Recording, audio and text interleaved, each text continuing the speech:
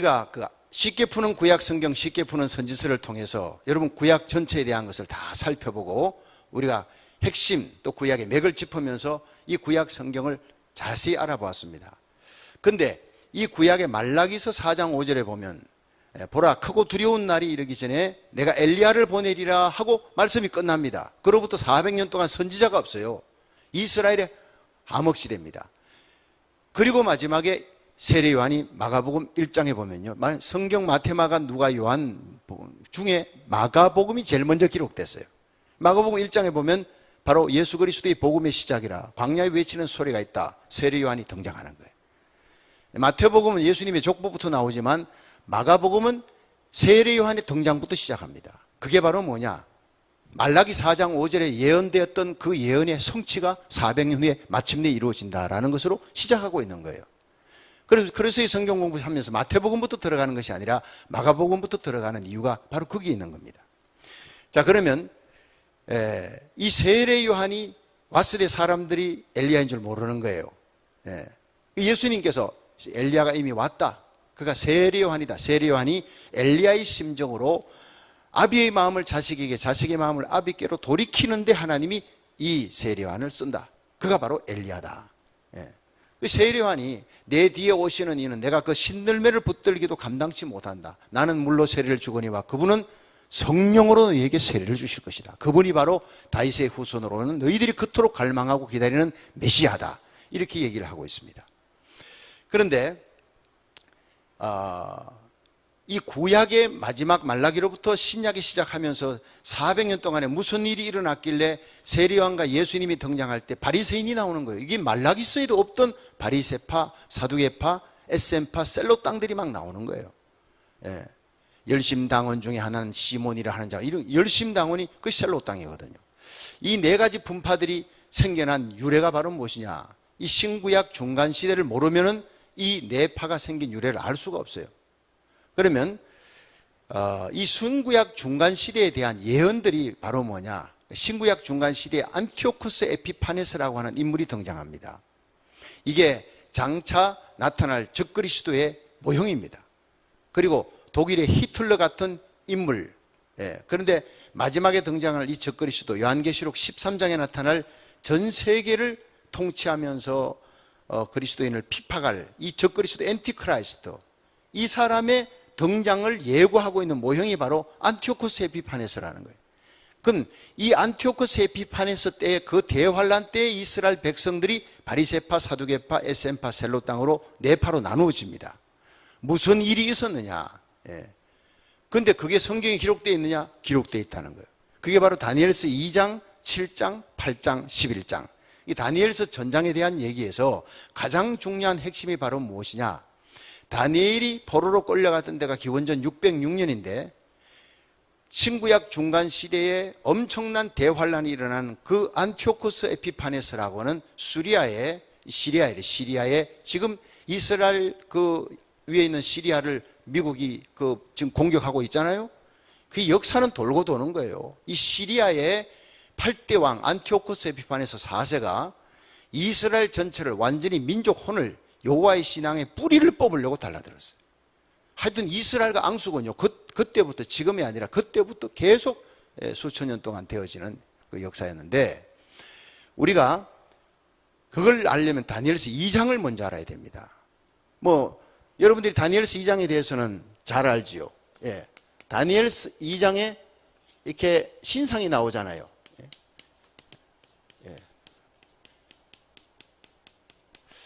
자, 시간이 없는 관계로 이렇게 빨리 좀 그립니다. 그러다 보니까 좀 이상하게 균형이 잘 안 맞습니다만, 어쨌든 이 사람이 이 두라평원에 세워졌습니다. 신상이. 이 다니엘이 느부갓네살 왕의 잃어버렸던 꿈을 찾아줬습니다. 왕이여, 큰 신상을 보았는데 머리가 금입니다. 그리고 두 팔과 가슴은 은입니다. 그리고 배하고 넓적다리는 동입니다. 노십니다. 그리고 종아리는 철입니다. 그리고 발가락은 반은 철인데 반은 흙입니다. 그리고 사람의 손에 의하지 않고 뜨인 돌이 날아와서 발을 때리니까 와르르 무너지고 큰 돌무더기가 되었더이다. 왕이 깜짝 놀라는 거예요.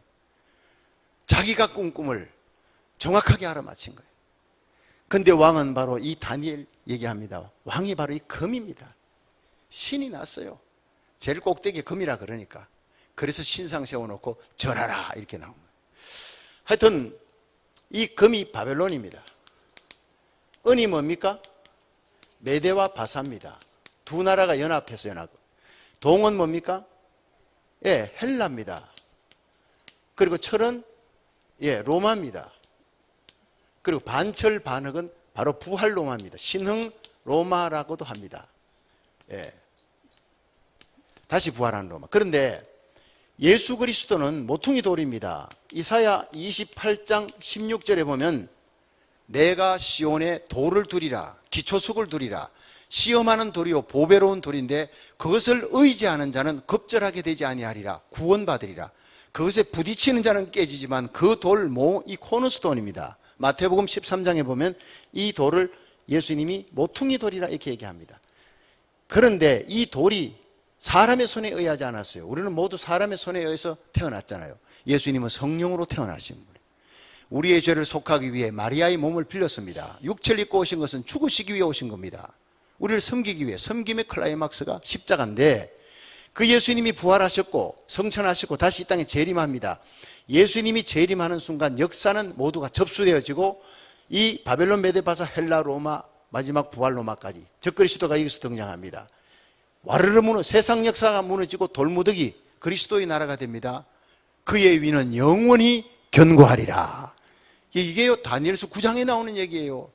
이게 뭐 어디에 기초를 하고 있는 줄 아세요? 사무엘하 7장 얘기입니다. 우리가 쉽게 푸는 구약 성경, 쉽게 푸는 선지서에 사무엘하 7장을 모르고는 다윗을 알 수가 없다 그랬어요. 하나님 앞에 성전 짓기 위해서 열망을 갖고 하나님 사랑하는 신앙 고백으로 성전 짓기 위해 금, 은, 백향목 다 모아놨어요. 마지막에 죽기 전에 그는 오르난의 타작마당 그 산을 다 사놨어요. 뭐 솔로몬은 아버지 사놓은 다윗을 그 모든 금은 모아가지고 다 지으면 되는 거니까 실제로 지은 사람은 다윗이나 다름이 없어요. 네 손에 피가 많으므로 평강의 왕에 네 아들 대 짓겠다. 그러나 네가 나를 위해 성전 짓겠다고 다 모아놨어. 네 마음 정성이 너무 귀하다. 그래서 내가 너의 씨에서 메시아를 나오게 할 것이다. 그의 나라는 영원히 견고하리라. 그의 위가 영원히 견고하리라 약속했잖아요. 여러분 이 약속 때문에 이스라엘은 남유다가 그대로 보존됩니다. 북이스라엘은 기원전 722년에 아수르로 끌려갑니다. 망해버립니다. 남유다는 기원전 587년에 바벨론으로 끌려가지만 다시 돌아옵니다. 70년 만에. 그렇죠? 예, 이게 바로 다윗 때문입니다. 너의 위를 영원히 견고해. AD 70년 로마 타이투스 장군에 의해서 완전히 전 세계로 흩어집니다. 그러나 1948년 5월 15일 와이드만 대통령에 의해서 이스라엘 다시 독립합니다. 지금 세계 떵떵거리고 아무도 건드릴 수가 없어요. 2억의 아랍이 이스라엘 건드리지를 못합니다. 왜냐? 사무엘하 7장 때문에. 너의 위를, 너의 나라를 영원히 견고하게 하리라. 너의 씨에서 메시아가 나올 것이다. 할렐루야. 여러분 이걸 보면요 정말 하나님 앞에 하나님 사랑하는 신앙 고백으로 성전을 세운다는 게 얼마나 귀한 복인가. 자자손손 복받는 역사가 일어나게 될 줄로 믿습니다. 그런데 예수 그리스도가 오셔서 재림해서 적그리스도와 그의 군대를 다 치고 그리스도의 나라를 이룹니다. 이게 천연왕국 요한계시록 20장의 얘기예요. 계시록 20장에 등장할 그 이야기, 예, 그리고 22장 새하늘 새 땅에 들어갈 그 마지막 계시록 끝장까지 얘기를 사실상 다니엘이 기원전 606년에 다 봤단 말이에요. 여러분 이 바벨론 때가 언제냐? 기원전 606년에서 기원전 539년이에요. 메데바사는 기원전 539년에서 기원전 333년. 근데 헬라는 기원전 333년에서 기원전 285년이라 했지만 알렉산더 대왕이 갑자기 죽어요. 그게 기원전 323년에 죽어버립니다. 나라가 4개로 갈라집니다. 예. 그런데 이 로마가 이제 로마를 먼저 제가 다루겠습니다. 이 로마가 기원전 63년에 등장합니다. 그리고 동로마가 1453년, 서로마가 476년 망합니다. 그런데 동로마가 망하고 난 다음에 그 나라가 어떻게 연결되어지는지 아세요? 예, AD 1492년에 스페인의 무적 함대가 등장합니다.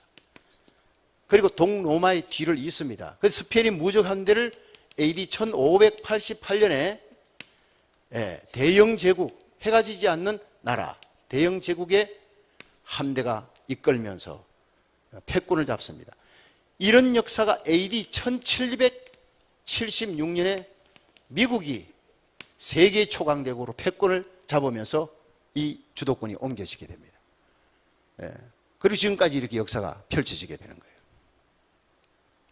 자, 그런데 이 역사 끝에 신흥로마가 등장한다는 거예요. 이 역사 끝에 신흥로마 이쪽으로 모든 패권은 옮겨지게 되어 있어요.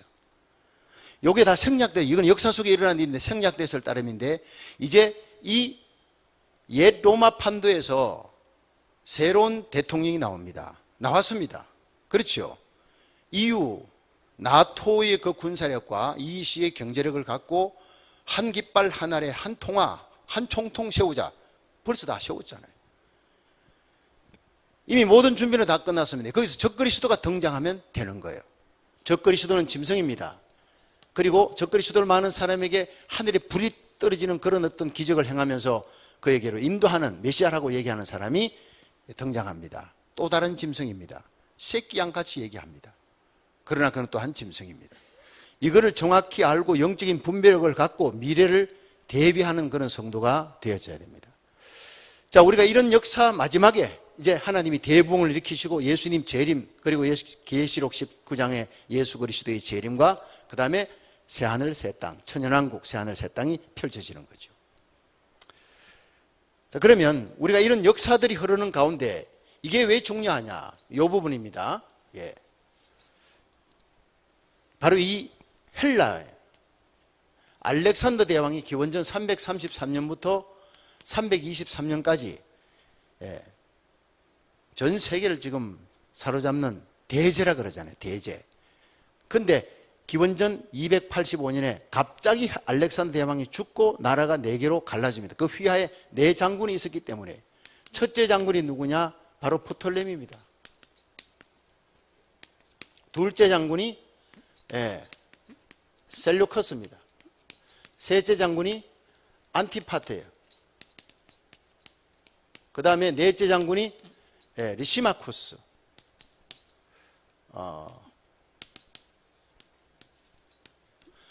그러니까 이 프톨레미가 기원전 285년부터 기원전 204년까지 다스립니다. 이게 바로 애굽 땅을 다스리게 되어 있습니다. 프톨레미 왕조가. 셀루커스 왕조는요, 기원전 204년부터 기원전 168년까지입니다. 요게 이제 이스라엘 포함한 팔레스틴과 시리아입니다. 이 시리아를 다스리게 되어 있고, 안티파트는 마케도냐입니다. 그리고 헬라. 그리고 리시마쿠스는 트리키아, 오늘날 그 터키죠. 근데 뭐 이거는 여러분이 그냥 지식으로 알아놓되 두 번째 이 셀루쿠스가 중요한 거예요. 네 장군 가운데 프톨레미가 주권을 갖고 기원전 285년부터 기원전 204년까지 장악했던 그 다음에 셀루쿠스 왕조가 기원전 204년부터 기원전 168년까지 이스라엘과 팔레스틴, 시리아예요. 이스라엘이 여기 속했잖아요. 근데 이때 한 인물이 나옵니다. 이 인물이 누구냐 하면은 안티오코스 에피파네스예요. 안티오커스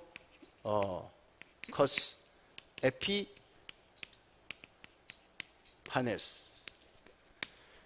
이 사람이 이 셀루커스 왕조의 8대 왕이에요. 그러면서 에피파네스 4세입니다. 안티오코스 에피파네스도 1세, 2세, 3세는 4세. 셀루커스 왕조의 8대 왕. 근데 이 인물이 바로 무엇이냐? 이스라엘을 완전히 초토화 만드는 대환란을 일으키는 주역이 됩니다. 이 사람이 이스라엘을 속국으로 하면서 시리아와 팔레스틴을 전역을 이제 다스리는데 이 사람이 야망을 가지는 거예요. 헬라의 알렉산더 대제가 젊은 날 전 세계를 장악했다. 나도 못하라는 법이 어디 있느냐? 야망을 가지는 거예요. 알렉산더가 다 이루지 못한 그 꿈을 내가 이루어야 되겠다. 그런 어떤 야망을 가만히 보니까 자기가 이 속국으로 다스리는 나라의 이 이스라엘이 골칫덩이에요. 여호와의 신앙을 갖고 있어요. 이 여호와의 신앙을 뿌리 뽑아야지. 안 그러면 저 나라는 내 휘하에 있으면서도 내 나라가 아니에요. 그 나라의 민족 혼을 뽑으려고 보니까 여호와의 신앙이에요. 여호와의 신앙을 가만히 보니 모세오경, 할례, 성전 요 세 가지예요. 그래서 성전에다가 돼지 피로 막 도사를 합니다. 예. 거기다가 아폴로니우스라고 하는 장군이 2만 명의 군대를 끌고 가가지고 8만 명의 그 유대인들을 죽여버려요. 랍비들, 대제상들, 제상 막 하여튼 다 죽여버립니다. 대환란이 일어납니다. 그리고 할례 받은 어린아이들은 죽여서 어머니의 목에다 거는 거예요. 이스라엘 백성들이 다 미쳐나갑니다. 이런 대환란으로 이스라엘 백성들이 전무후무한 환란을 겪고 있을 때 이 사람들이요 네 파로 갈라집니다. 안티오코스 에피파네스를 끝까지 대적하는 사람이 바로 바리새파입니다. 첫 번째 바리새파는 굉장히 훌륭한 사람들이에요.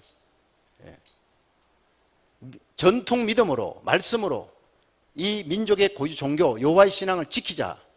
바리새파예요. 그래서 예수님은요 바리새파의 첫 번 바리새파의 사람들 정신을 좋아했습니다. 그러나 세월이 지나가면서 구원받으려면 사람이 율법을 지켜야 된다.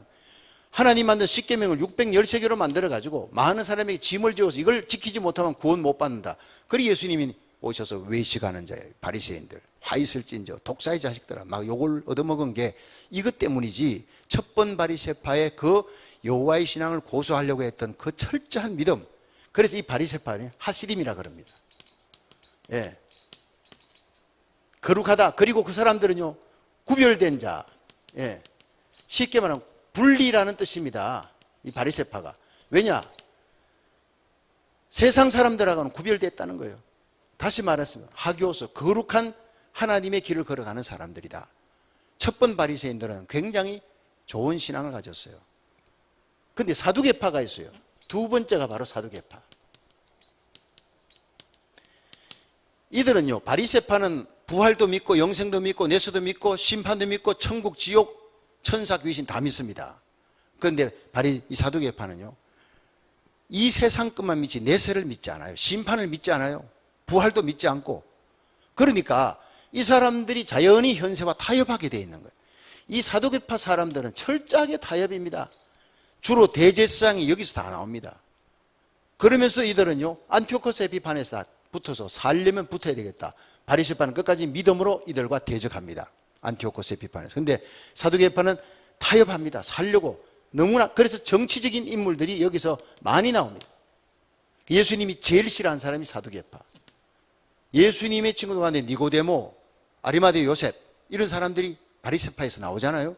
그런데 사두개파에는 예수님이 친한 사람이 아무도 없어요. 이게 영적으로 영적인 DNA가 안 맞으니까요. 그리고 철저히 타협하는 사람. 셋째, SM파입니다. 이 세상은 어차피 죄악의 땅이 되었으니까 우리가 완전히 쿰난 쪽으로 가서 거기서 피해가지고 화시 110도 그 뜨거운 자결하는 태양 밑에서 그들은 약대토롯 하나 딱 있고, 예, 그리고 메뚜기 석청목, 메뚜기는 콩가식물이 곤충이 아니고, 그리고 돌에서 나는 꿀 먹고, 그렇게 자연에서 나는 약초 먹고, 그렇게 하면서 한평생 기도하며 메시아를 기다리다가 죽습니다. 그 사람들이. 그렇게. 또 비슷한 사람이 있지요. 약대토롯 있고 메뚜기 석청 먹고 등장합니다. 세례요한입니다. 예, 세례요한이 제사장 아들이지만 광야에서 기도 많이 하면서 메시아를 그도 기다렸는데, 야, 앉아서 기다리기만 해서 될 것이 아니라 성령의 감동을 받고 탁 등장해서 회개하라, 천국이 가까웠나니라니 구름대 같이 많은 사람들이 메시아인갑다 해서 모여. 그런 일들이 바로 SN파의 그 DNA에서 나온다 이 말이에요.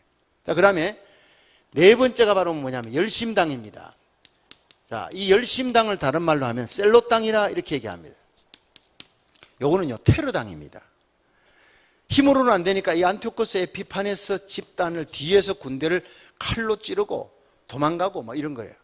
그런데 이 열심당 셀로당의 후예 가운데서 나오는 사람이 모딘의 늙은 제사장 마타디아스라고 하는 사람이 자기 아들들 데리고 이들을 대적해서 일어납니다. 많은 이스라엘의 젊은이들이 들어옵니다. 가담했어요. 점점 세력이 커집니다. 그래서 마침내 성공합니다. 그것이 마카비 혁명입니다. 유명한 그 마카비 혁명이 성공한 것이 기원전 164년입니다. 164년에 안티오코스 에피파네스가 죽습니다. 여기 기원전 175년부터 기원전 164년까지 이 사람이 이스라엘, 팔레스틴, 시리아를 다스렸던 시기입니다. 기원전 175년부터 기원전 164년. 그런데 기원전 171년경에 이스라엘 예루살렘을 점령합니다.